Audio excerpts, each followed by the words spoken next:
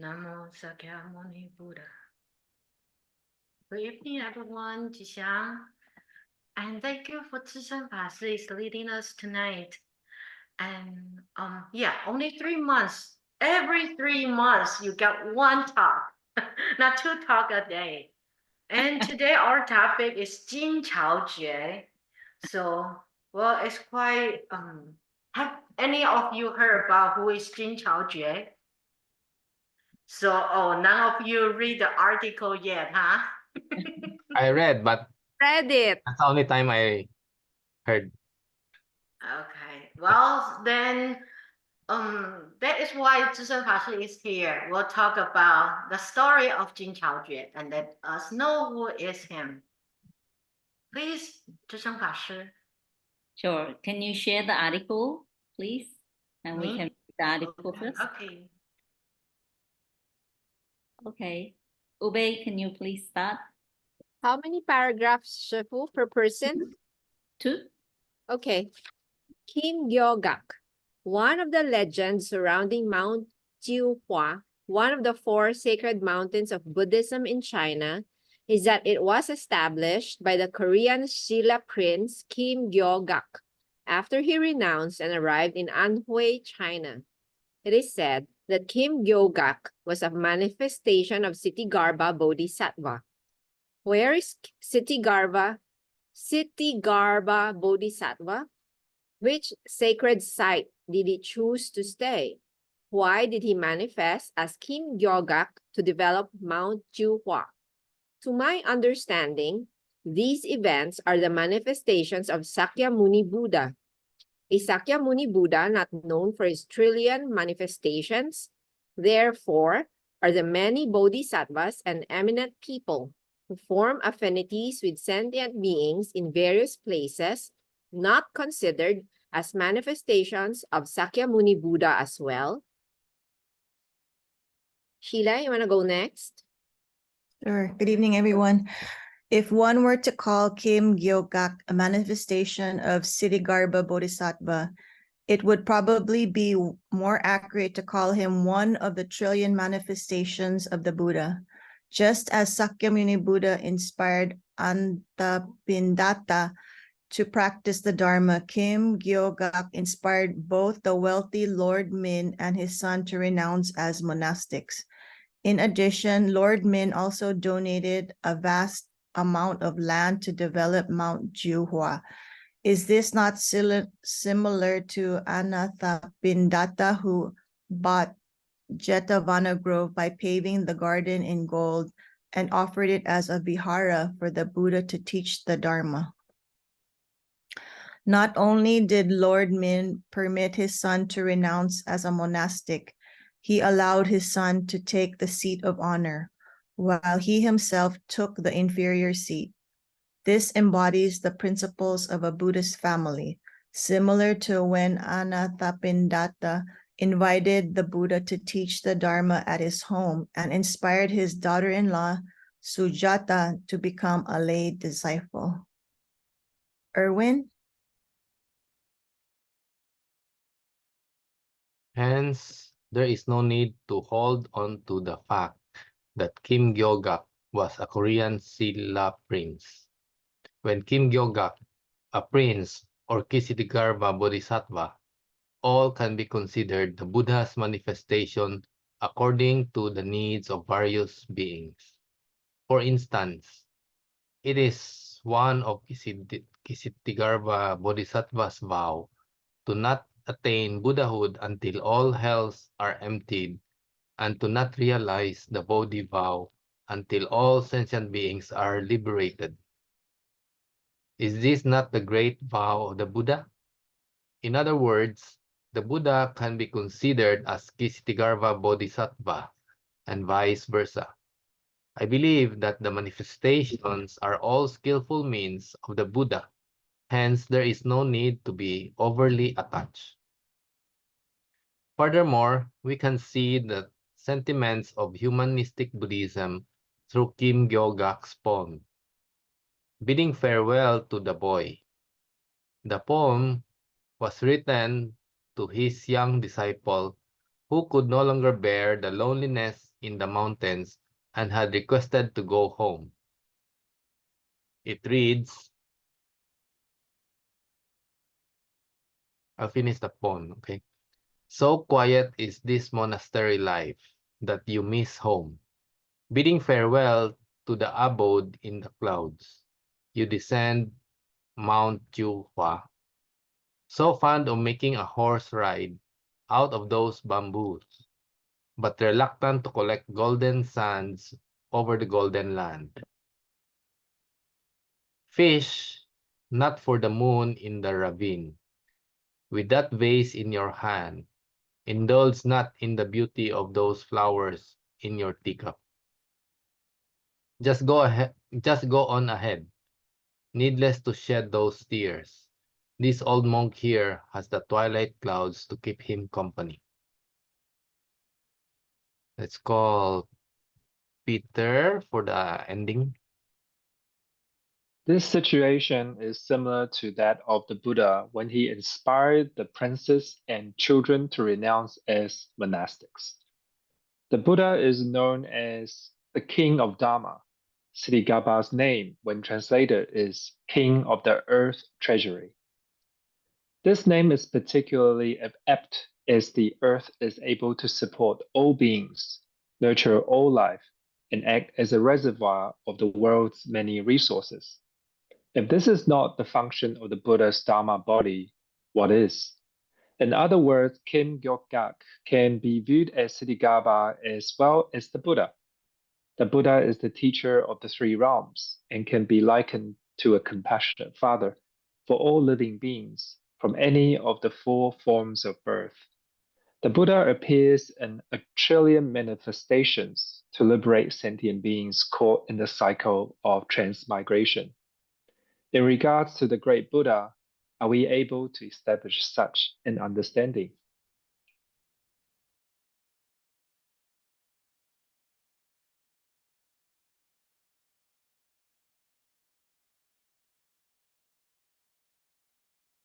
Siya po yung- Muted.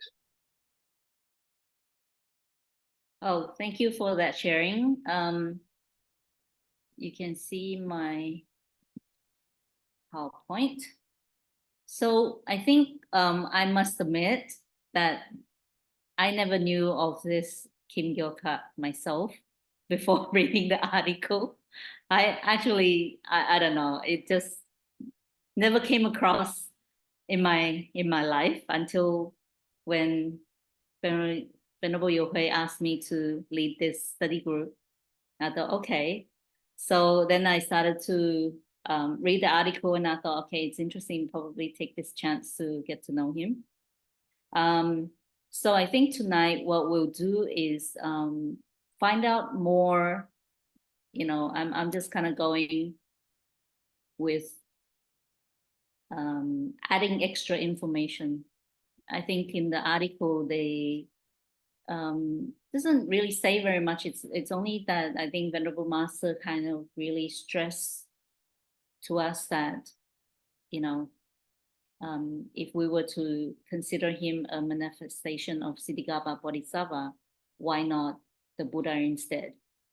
But he also compared him with the Buddha in a way, and there are a few characters in that he mentioned, like Ananta Pindata or Pindaka.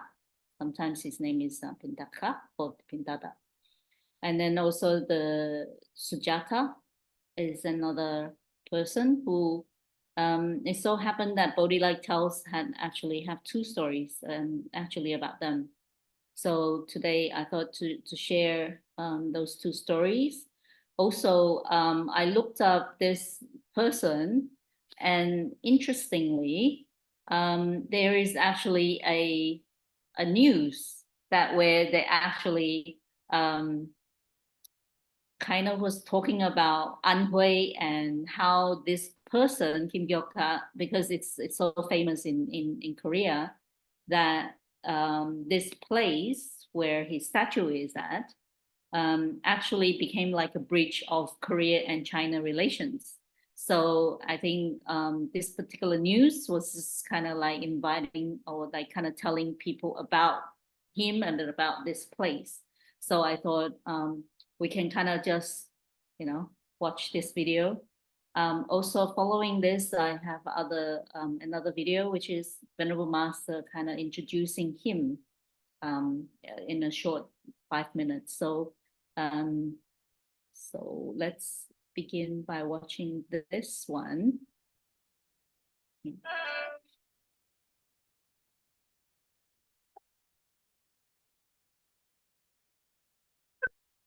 You can hear the audio? Can you hear the audio? Sorry. No, okay. I think it's because I didn't tick. I need to tick the share audio, right?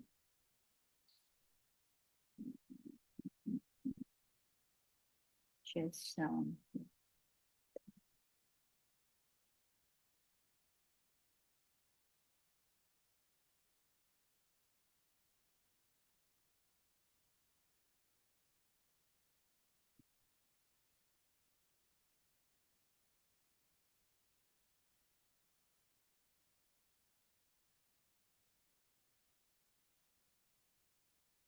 Anhui Province is a part of economic zone in East China. Is that okay? It's one of the most important cradles of China's prehistorical civilization.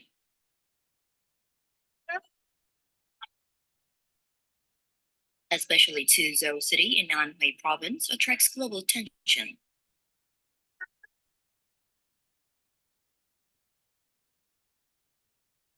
It's filled with scenic spots of Buddhism, especially here at Mountain Zuhua.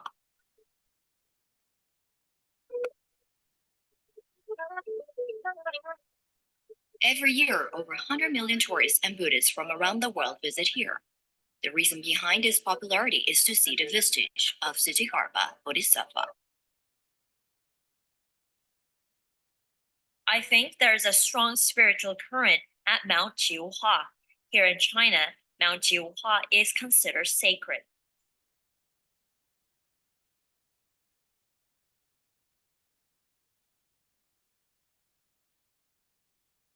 Chinese consider this place sacred, and at the very center of this belief, there is Korean monk Kim Gyo Gak.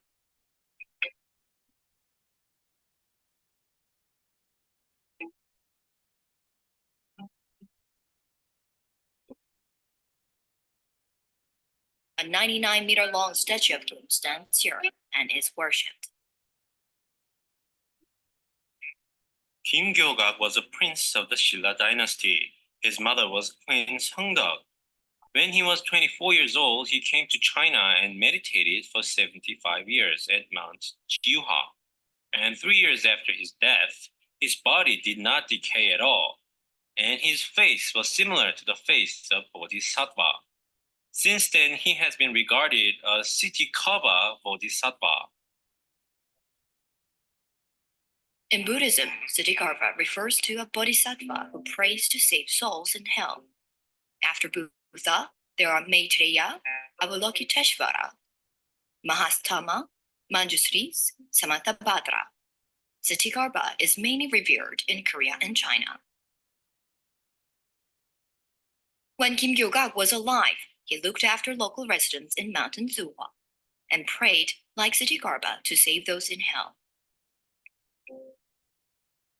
Since 700 AD, Mountain Zuhua has been considered one of the major sacred mountains dedicated to Siddhikarma.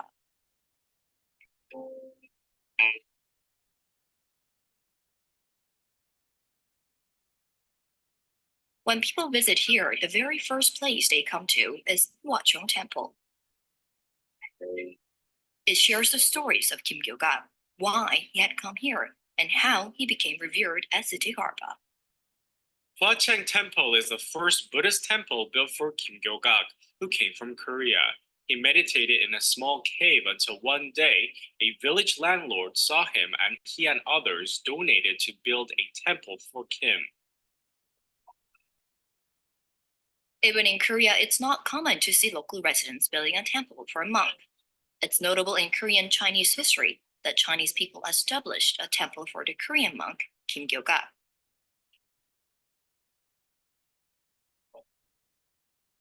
The reason behind such respect for Kim is that his practices were not limited to just himself. He shared his love with others. Tea and rice seeds that he brought from Korea helped the local community greatly. Residents of Mount Puha have a custom of having 2 New Year's days. On the second New Year's Day, they hold ancestral rites filled with only vegetables, no meat. The reason for this is to worship City Gaba. For local people here, Kim Gyo Gak is a major figure in their lives. Starting with Hwacheong Temple, many shrines and temples dedicated to City Garba were built. Currently, there are nearly 100 of them in Mountain Zuhua.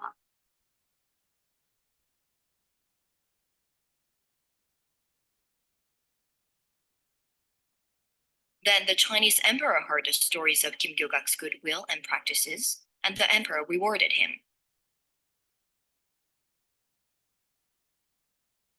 This royal seal was given by the emperor of the Qing dynasty. The one right next to it was given by the emperor of the Tang dynasty.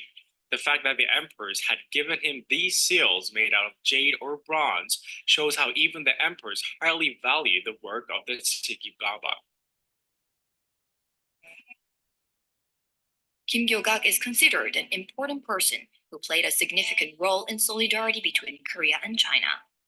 Since the 700 AD, cultural and personal exchanges between the two countries started with Buddhist culture, and they continue this day.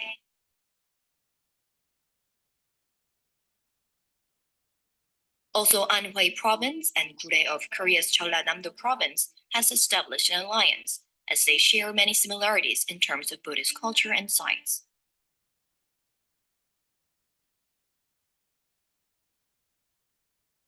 When Chinese President Xi Jinping visited Korea, he explained the importance of Buddhist monk Kim Gyo Gak. He even proposed to set the year of Chinese tourism in Korea in 2015, and the year of Korean tourism in China in 2016. This is an example of how Kim Gyo Gak had brought Korea and China closer. He's not just a historical figure, but still an important factor in the present, building bridges between the two countries. When Chinese President Xi Jinping visited Korea this year, he even talked about City Kalba, Kim Gyo Gak, as a respected figure among all Chinese. Buddhism was spread across Korea from China, but Korean Kim Gyo Gak came to China and spread Buddhism. He had contributed greatly in developing Chinese Buddhism. I hope that it would be a turning point for Korean-Sino relationship to develop in various fields together.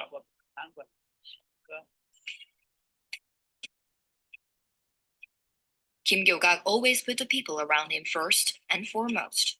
His good deeds back in the 700s continue to attract international attention to this day, beyond time and religion.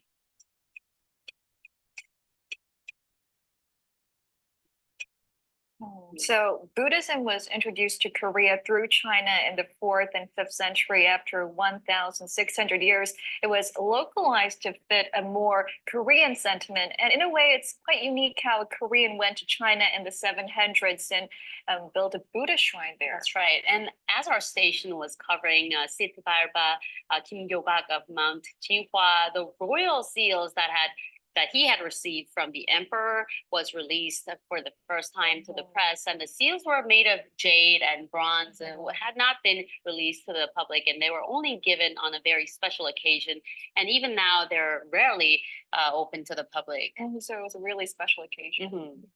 No, that's right. The scholars in Korea and China are actively working hard to preserve what they can and researching Kim Gyo Gak because the story is much like a tale. Now, unfortunately, there's limited sources to conduct historical research as we speak, so they are on the continuous process of that with the limited sources. So Korean scholars, many are asking that they be more, I guess, in line with moving with more research into Kim Gyo Gak. So we looked at the vestiges of Kim Gyo Gak building bridges between Korea and China. And tomorrow we'll take a closer look at Mount Jinhua, where Kim practiced asceticism. It's one. Okay.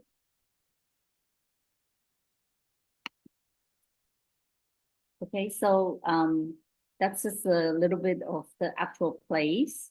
So let's look at Venerable Master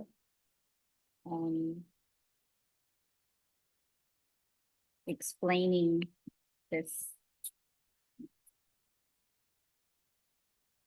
So that's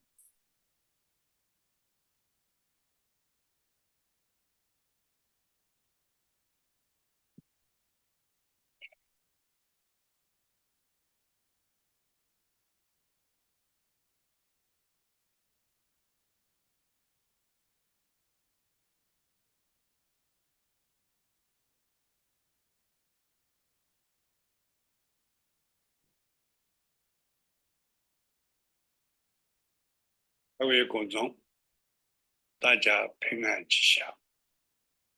今天我各位讲金桥教，大家一定听过佛教里面有地藏王菩萨，大概很少听到金桥教。在这个佛教历史里面记载啊，这个金桥教啊，成道以后，就是人家说是地藏王菩萨的化身。这个金桥教呢，它是韩国曹姓人士，在这个他古代啊，他就到中国了。那时的出家人都行教云水游访。这个金桥教啊，他也是一个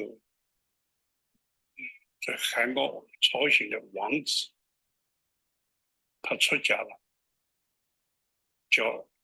法名就叫金桥教。到了安徽九华山，他一看那边的这个好像是有一个佛缘，可以建立一个道场，他就问到这个山寺的地主啊，就说老生想给你发愿，要你这么一块地。这个地说你要多少地啊？他为袈裟就好了。你们各位知道那个袈裟出家人披的，大概几尺长度呢？那这么一点地说明了什么呢？没有问题，用一口丹印。但是这个金桥教啊，把这个袈裟一摊开，把这个居士长者的9个山头都盖覆下来。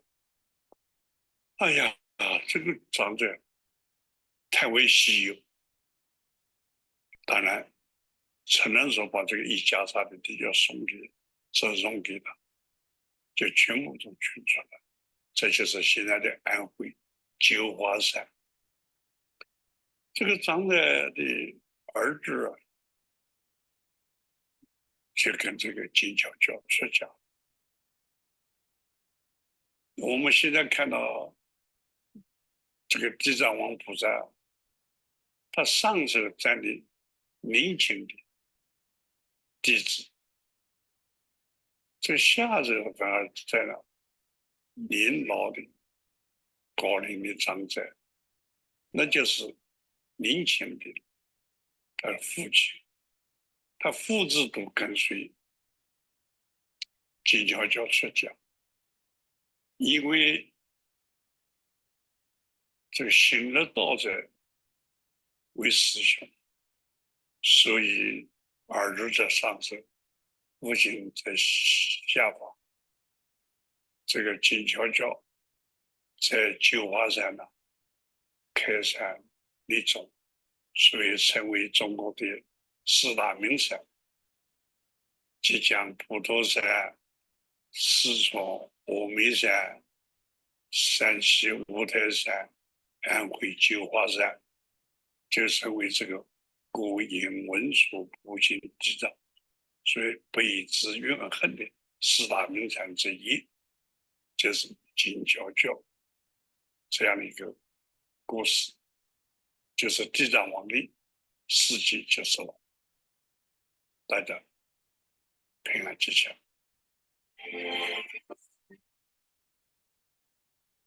Okay. So, okay, so I won't play the other one, but if you play, kind of share the PPT. This other one, it's actually in Taiwanese. It's done by Tzu. It has subtitles in English, so it tells in more detail about this prince. Okay, so I will go to my next PowerPoint. In the article, it mentions about Anatam Pindaka or Pindada. So in Bodhi-like Tales, we actually have this story, paving Jetavana with gold. I'm not sure if you guys know about the story about him, how he bought the place, but I thought we can just read this story. So I'm gonna ask some volunteers again to maybe read this story.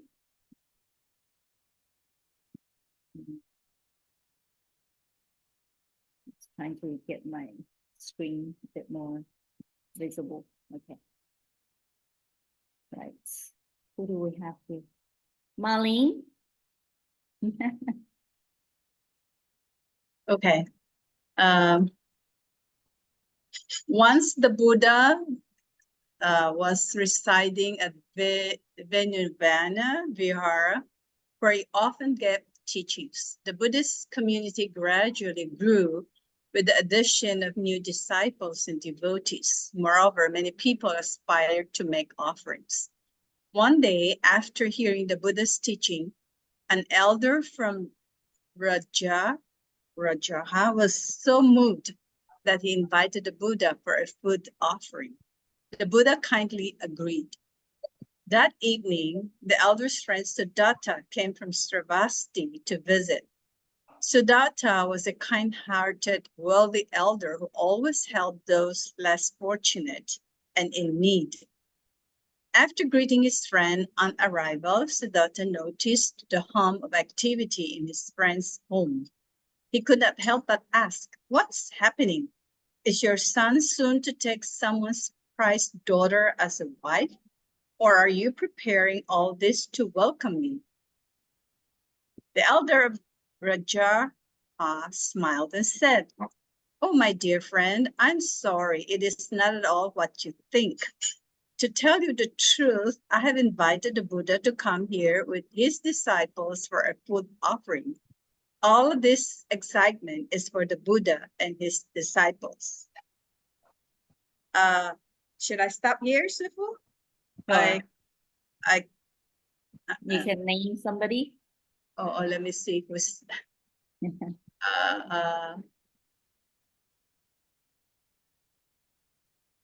Marilyn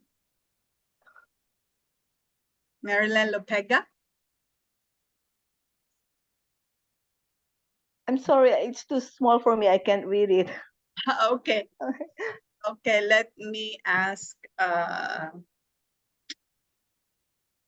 Matt. Matt, are you there? Probably she's not. He's not there. How about Gerson? Hello, good evening. Good evening. Okay. Here. So, okay. Oh, I see. Sudatta replied. That night, Sudatta could not sleep. He kept thinking, who is the Buddha? Why is my friend so willing to make such offering to him? The more he thought about it, the more unsettled he felt. Eventually, his curiosity got the better of him, and he left his bed to go find the Buddha. Soon, Sudatta arrived at the Buddha's residence. He was unsure if the Buddha had already gone to bed, but he thought to himself that even meeting one of the Buddha's disciples would be lucky. Suddenly, Sudatta saw someone walking toward him. As he approached the person and looked closely, he quickly dropped to his hands and knees, lowered his head to the ground, and asked, "Are you the Buddha?" "Yes, I am. Please stand," the Buddha said kindly. "Thank you, Buddha," Sudatta replied. "What is your name?" Buddha asked. "My name is Sudatta. I am from Sravati in the north because I always try to help those less fortunate. The people of my homeland called Anatta Pindaka, meaning the one who gives to the lonely." Sudatta replied as he looked at the Buddha. He then noticed there was a dazzling golden light shining from behind the Buddha. As they stood there in the forest, the Buddha spoke of the Dharma to Sudatta. After hearing the Dharma, Sudatta joyfully replied, "Buddha, though you have shown me the error of my ways, I have never felt happier. I wish to become your disciple and even vow to continue being a disciple life after life. I would like to take this opportunity to invite you to my homeland to teach." After reflecting calmly on this for a few minutes, the Buddha said, "I have long intended to go north to Saravasti, but now I have many disciples with nowhere for them to stay when I am there. It would be a problem." Siddhartha then said quickly, "Buddha, I can build a monastery like this in Vihana, for you and your disciple. The soil of my homeland is rich. Its people are kind. The king there is called Prasen Najit, who rules fairly and cares for his people. He is reserved by all, near and far, just as your father was. For the sake of us ignorant beings, I hope you will lead your disciples to Sravati to teach and show us the way." Knowing Sudatta possessed the excellent aspiration, the Buddha then spoke of the marriage generosity. "Your generosity comes with no greed. Not only are you an example for us all, but it's also a noble intention such as yours that one is in keeping with the truth. You rejoice in goodness and giving because you know that the fires of impermanence will burn away your wealth. Hoarding wealth does nothing to protect it. Only by using wealth to help others and benefits the world is it truly preserved. Though giving seems to be only for others, it is also for ourselves. We should not become overly attached to money. Having enough for life, having enough for a happy life, only then can compassionate and considerate thoughts emerge. Moreover, our attachments to jealousy and arrogance will be gone. This is the true power of generosity and a cause for liberation. Your wish is to build a monastery for us in your homeland is not a gift of material wealth, it is a gift of dharma. But some are generous, but only with wish to gain the pleasures of the five desires, fame, or putting an end to their poverty. But your gift of a monastery is to allow all beings to gain dharma joy and be liberated. You no longer have the mind of ignorance and attachment, but possess a far-reaching vision. Go ahead and build the monastery. I grant you your wish. When the monastery is complete, I will go there." After receiving the Buddha's teaching and guidance, Sudatta was most happy. He then paid his respect to the Buddha and hurried back to his homeland. Can I ask someone else? Sure. Jose Mateo, Tatay Joe. Thank you. Yes. Hello, everyone. Can you move up that? It's here. When Sudatta returned. Okay. When Sudatta returned to Sravasti, he searched everywhere for a suitable place for a monastery. After visiting various places, he found that only one place was suitable: the garden of King Prasenajit's son, Prince Jeta. The princely garden was an awe-inspiring place of beautiful hills, rivers, lush forests, and fragrant flowers.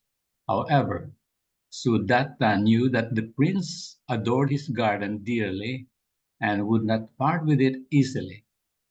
But Sudatta was not one to give up easily, even with a prince. Sudatta went to see the prince and made his request. Prince Jeta, as you know, we have a great Buddha in our nation. He is the liberator of humanity and the shining light of the truth. I invited the Buddha to come here so that our people can learn from his teachings, be liberated from the suffering of birth and death, and realize purity and joy. I plan to build a wondrous place for the Buddha and his disciples to stay when they are here with us. However, having personally searched high and low for a suitable place, it appears only your treasured garden is the right fit. For the good of our people, I hope that you are willing to sell me your garden so that the Buddha may soon shine his light upon our homeland. Prince Jeta did not yet know of the Buddha and so was reluctant to agree. He thought, how can I sell my beloved garden? Yet, if I deny our respected elder's request, it may cause a rift between us. After thinking about it for a while, the prince decided to ask for such an outrageous price that he hoped the elder would change his mind. Elder Anathapindaka, you know that I love my garden dearly. I understand you wish to invite the Buddha to our kingdom to teach, and that is why you want to buy my garden to build a monastery. I will sell it to you, but only if you can pave the ground of the garden gold. Paving the ground with gold to buy the garden was the prince's plan to discourage Sudatta.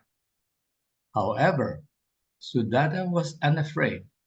He quickly returned home and opened his storehouses. He ordered that all the gold he possessed to be used to pave the prince's garden. Seeing this, the prince was deeply moved by Sudatta's firm commitment. He said, Elder, the land in my garden now belongs to you. But please notice, I did not agree to sell you the trees. Would you please allow me to offer them as a gift to the Buddha? May I ask someone to continue? Uh, I don't see faces, but can I ask Tony? If you're around, Tony? Okay, I will read the. Thanks.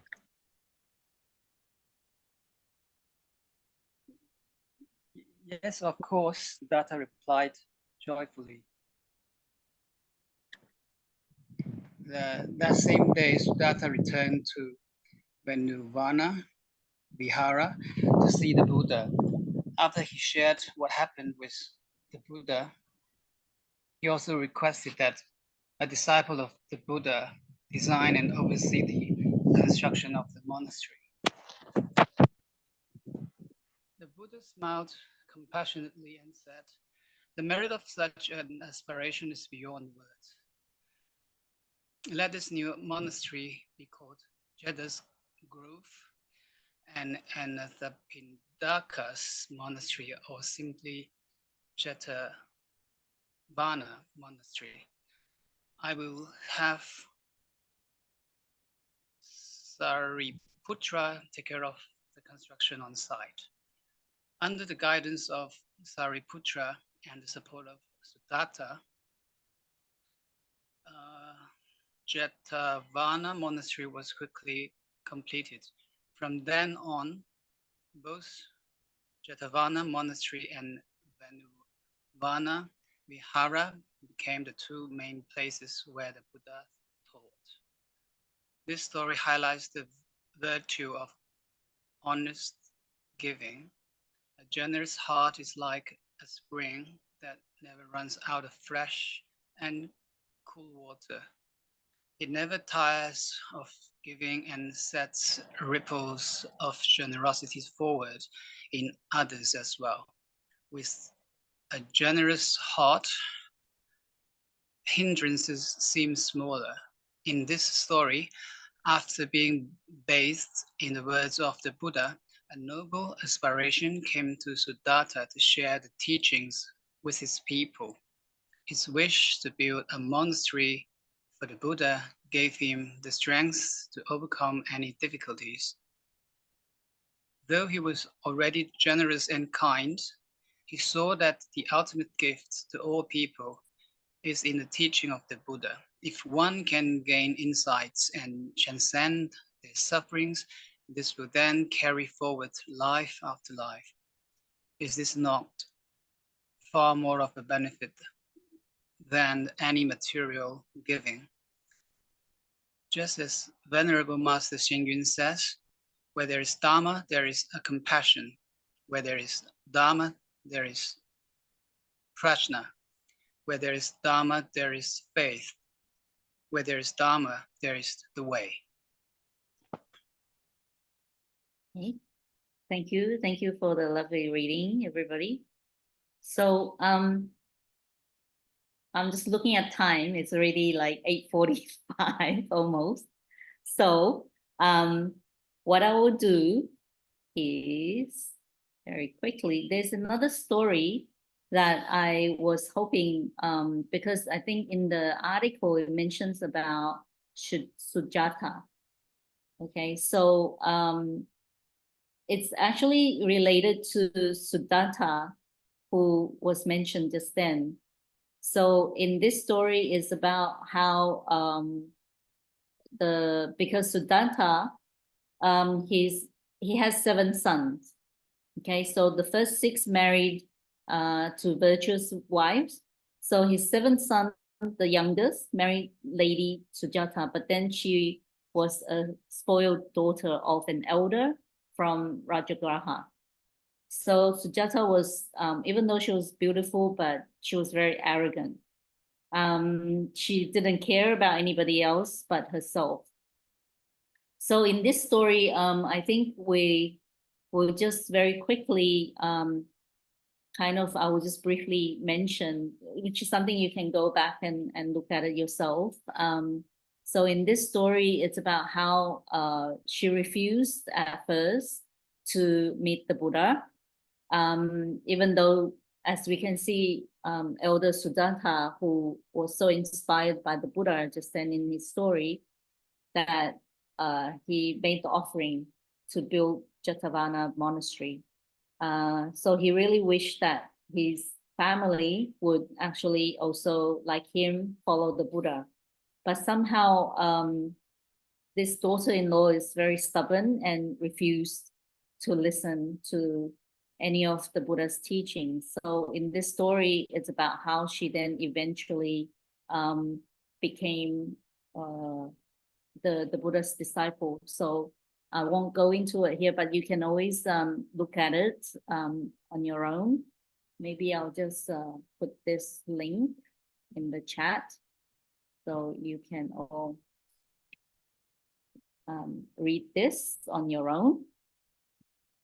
So going to my slides. So I want to spend a little bit of time kind of just elaborating on the actual poem.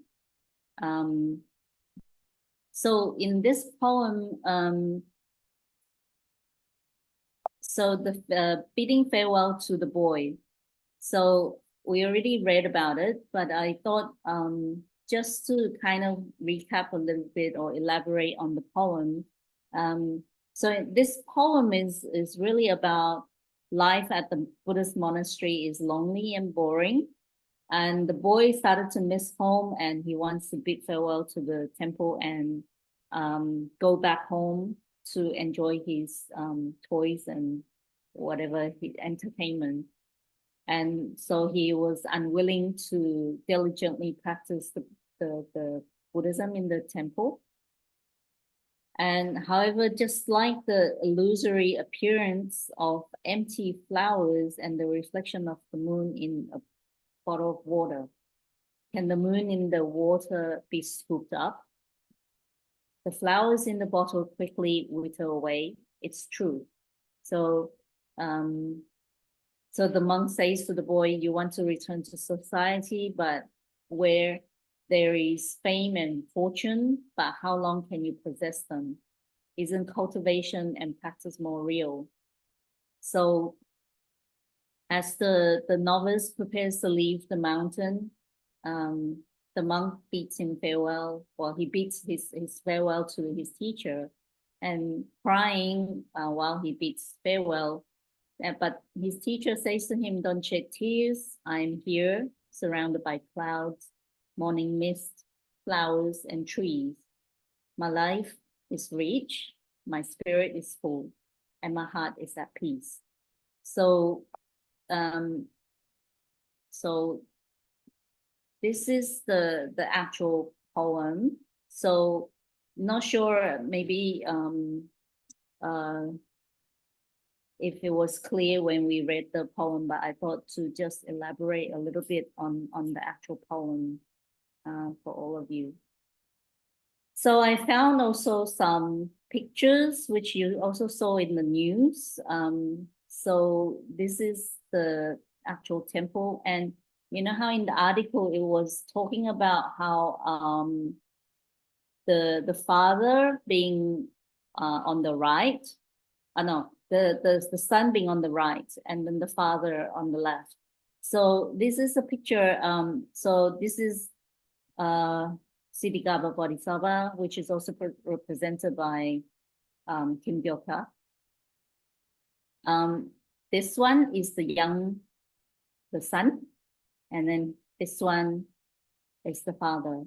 So similarly, there are other statues also represents a young monk and also an older monk. So I thought for the last bit of time, I don't know if you had this question.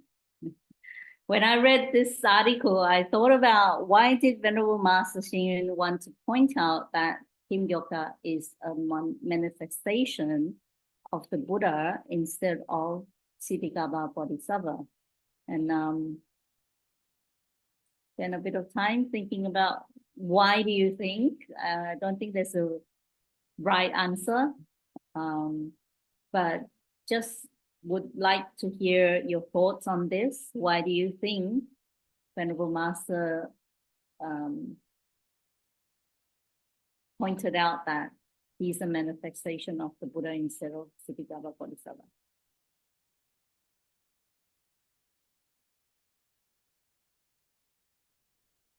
Today? Yeah. For me, Shifu, I think because Tashi wants us to realize that we are Buddha. So Kim Gyo Gak is also Buddha, a manifestation of the Buddha. I think that for me, I think that is what the intent of the Venerable Master. Mhm. Okay. Thank you, Ube.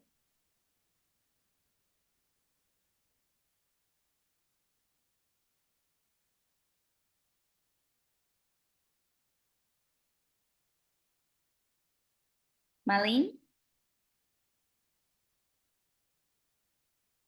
Perhaps, I'm not sure if my answer is correct. Perhaps I think Kshitigarbha Bodhisattva was already a Buddha, and it's like 10 再来, and he came back to the samsara world as a Bodhisattva, as a manifestation of a Bodhisattva to save sentient beings. And then Kshitigarbha Bodhisattva went to hell, right? Instead of samsara, he went to hell to save the sentient beings in hell, but he was already a Buddha.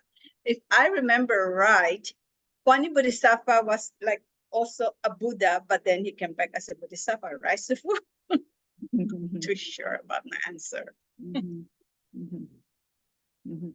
Well, to answer your question, yes, I mean they are some people that says that these bodhisattvas, even though we say a bodhisattva is yet to be a Buddha, but many of these, because of their great vows, someone who has such great vows, definitely with such wisdom as well, that we feel that they maybe already have attained enlightenment. It's just that for the sake of other beings who need help, that they are willing to still continue to help them. So it is said that they don't move on, I guess, to attain the Buddhahood. Because, well, I don't know, I'm not enlightened yet, but at least that's what we usually say, that once you become a Buddha, you are, there's another place you go to, I guess, or that you are everywhere, so-called everywhere.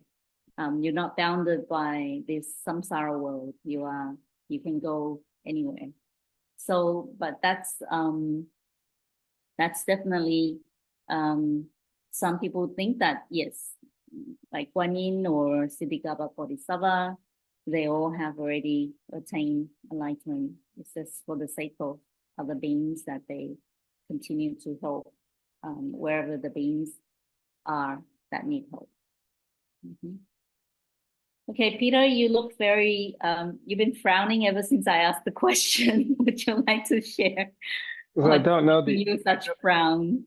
I don't know the answer, but as I keep thinking about it, the culture in Taiwan, and I guess maybe in the culture in Chinese culture, I'm wondering, and I'm guessing here, is it because we are too reliant on bodhisattvas that we just keep focusing on people saving us instead of focusing on the Buddha's teaching? That's my guess. Because even my wife, you could call her a Buddhist. She's taken the refuge in the Triple Gem. But when I talk about释迦牟尼佛, she's like, who? And that's not a rare thing. Like even people at work, you talk about Buddha, they think Amitofo. No, like it gets a little bit confusing. So just from that perspective, I'm wondering if this is just a redirection towards, hey, let's look at the Buddha's teaching and what Buddha wants us to do and stuff like that. Mhm. All very interesting perspectives. I mean, I don't have the answer, okay? So, but I just thought that it's a question that I had when I was reading the article.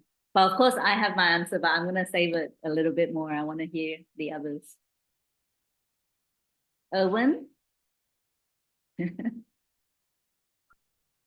I actually have the same thought as Ube, that,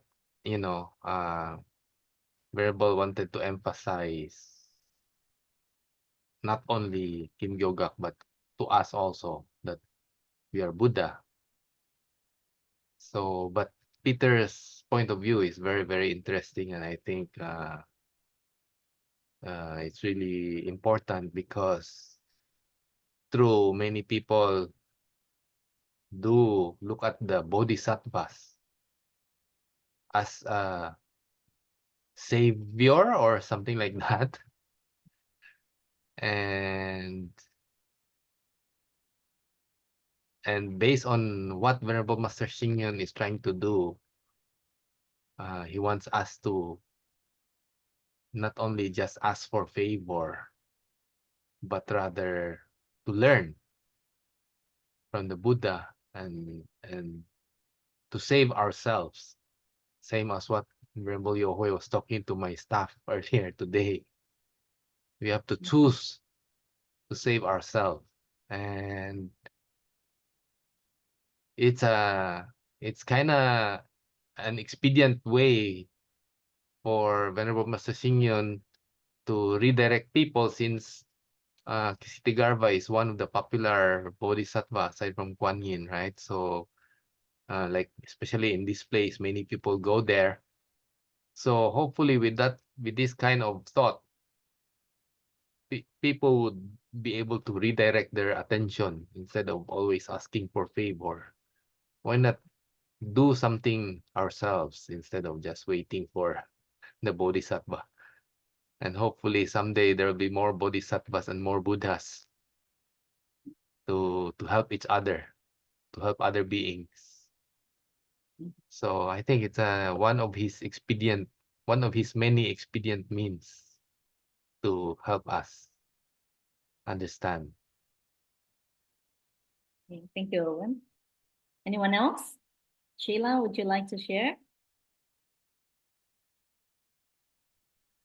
Yeah, I agree with Ube and Erwin that Venerable Master wants us to look within. So since he always calls everybody a Buddha, and then we have the Buddha nature inside of us. So if Kim Gyo Gak is a manifestation of Buddha, we can do things for others, similar to what Erwin said, instead of just waiting around. So yeah, that's how I'd like to share similar thinking with them. Venerable Yohui, can I call for what you think about this? Okay. Well, the first thing it comes to my mind is because Jin Chaojun is from Korea, and for these years, Korean being like taking a lot of stuff from China. They can be like Kongzi, Confucius is from Korean. And some tradition actually is from China, but they say, oh, it's Korean. So in the article, Venerable Master Xingyu already say not to overly attached. So don't attach it's Korean, it's whoever. You won't no arguing, okay? Not Chinese, not Korean. You just focus. It's a magnificent of the Buddha. And the second is in the last paragraph. Okay, have to go back to the English.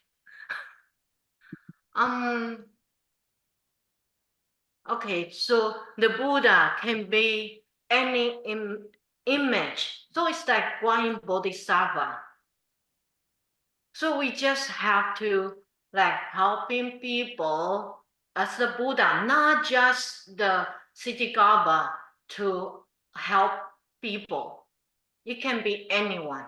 So it kind of encourage us to like to get more energy and then confidence, and don't look yourself to be small. You look yourself have more ability, and that's the encouragement. Yeah. Well, yeah, on the similar note, that's what I thought too. So I think I mean if we think about of course, practicing Buddhism, I must make a disclaimer that it's not so much the stage where we're striving to, but if there's a destination, right, we know that ultimately Buddha is at the top. That's like the ultimate destination. And then comes Bodhisattva, then comes other stages. So to me, after I thought about it, I thought if you were to want to praise somebody, why praise somebody when he's like kind of like second best? You know what I'm saying? I mean, if you really want to acknowledge his great vows and his ability, like what Venerable Yuhui was saying, that wouldn't you say that he was a Buddha, a manifestation of a Buddha as opposed to a manifestation of a Bodhisattva? So that's what I thought about, and I like how both all of you mentioned about how Venerable Master really wants us to look at that, the potential of being a Buddha. We all have that, and it's a bit like going back to the original intent of the Buddha, or like, you know, let's not forget the ultimate founder is Sakyamuni Buddha.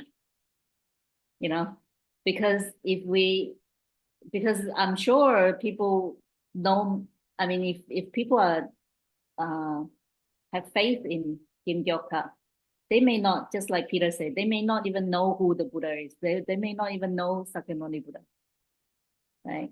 They will only know Siddhigarbha Bodhisattva. So it's kind of like we are forgetting the actual founder. Like, so if you really want to point to the source, really point to who actually taught us all the teachings, right? And we must remember that. And I guess today the story of Elder Sudatta, how he actually built Jetavana Monastery, it is very similar to the story in this, how, you know, how he built the whole Jiuhua mountain. So I think Venerable Master compare these two, it makes sense logically that, yeah, you know, there are traits in this prince. He was also born a prince. So yeah, why not say that he's Sakyamuni Buddha, but instead saying that Siddhigarbha Bodhisattva. And I guess we will have to look into this research, but it's a bit like what Peter says, you know, culturally, Siddhigarbha Bodhisattva is one usually we associate with health, right? So in the past, when we learn Buddhism, it's often used very much like threatening things, like you don't do this, then you go to hell. You don't practice good deeds, then you're going to have a bad karma. You know, so there's a lot of these kind of threatening comments, which are actually scaring people, and it makes Buddhism very much rather pessimistic in a way. I guess it's a little bit not so positive, but actually Venerable Master Xing Yun has always kind of really want us to see the positive side of Buddhism. It's not so much focusing on what you cannot do, but let us focus. There are so many things we can do. There's so many things we can be better. And acknowledging and recognizing your potential to be better and to grow and develop. I think so yeah. Thank you for the discussion. For those that I didn't call on you because I can't really see you, and then to say kind of a bit like you're not really there when I call you. So, but in the future, I hope to hear from you, even though you can't show your face on this Zoom. So time, I'm a bit over time. No, you're so not. You're not. I'm not. No. So we can go half an hour more, Shifu. We still have time. Yeah. Well, thank you for joining this session. I mean, I learned about Kim Gyo Gak myself.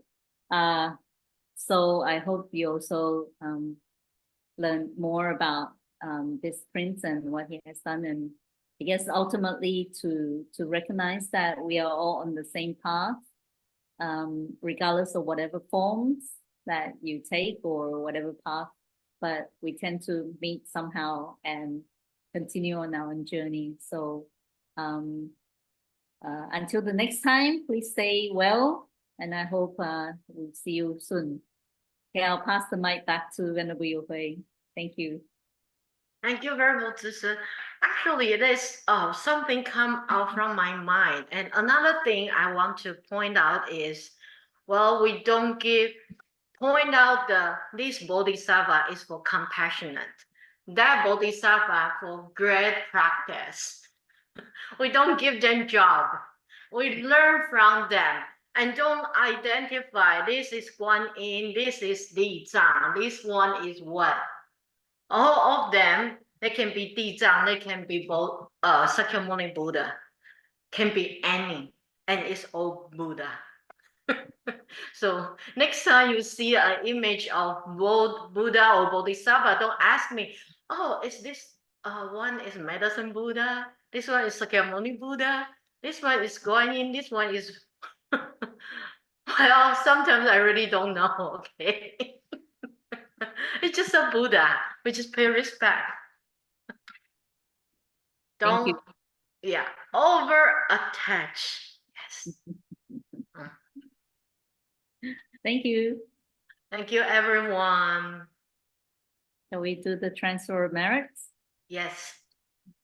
Owen, please. Okay.